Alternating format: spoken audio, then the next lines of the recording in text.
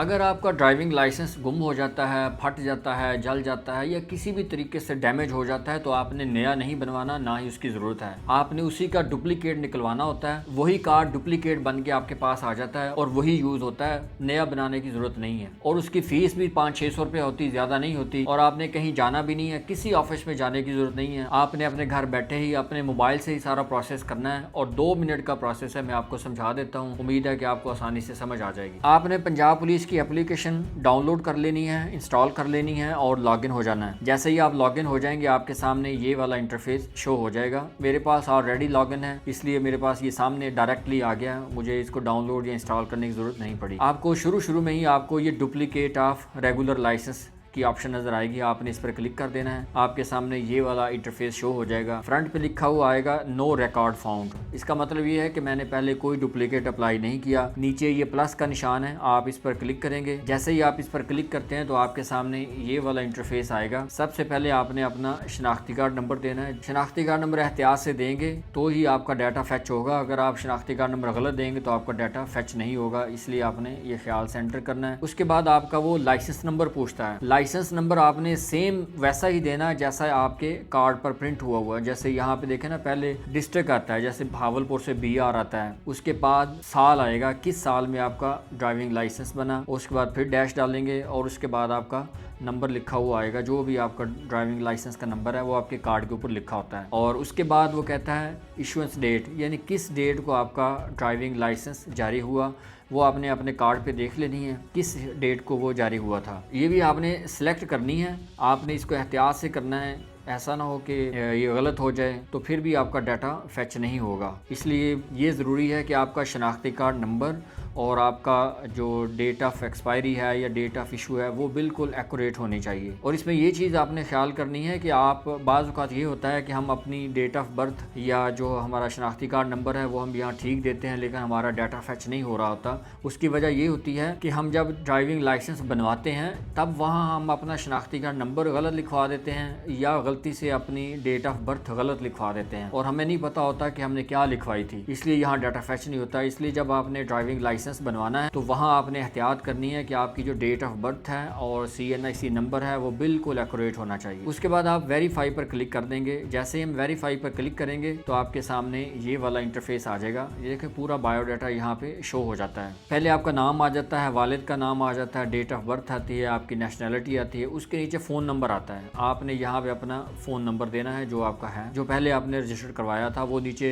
Show भी हो रहा होता है बाज़ औक़ात। ईमेल एड्रेस आपने कोशिश करनी है वही देनी है जो आपकी वहाँ रजिस्टर्ड है। हाइट अपनी चेक कर लें, वही है जो पहले दी थी। वो अगर आप चेंज करना चाहते हैं तो आप यहाँ से कर सकते हैं। कोशिश करें कि वही दें ताकि कोई ऑब्जेक्शन ना आए। इसी तरह जो शहरी की किस्म है, आप सिविलियन हैं, फार्मर हैं, बिजनेसमैन है, क्या है, जो किस्म जो टाइप आपने पहले सेलेक्ट की थी वही आपने करवानी है। ब्लड ग्रुप आप चेक कर लें, जो है वही रहना चाहिए। इसी तरह आपका नीचे डिस्ट्रिक्ट है, फिर आपका एड्रेस है, नीचे लाइसेंस की एग्ज़ाम है, आपकी किस कैटेगरी का लाइसेंस है।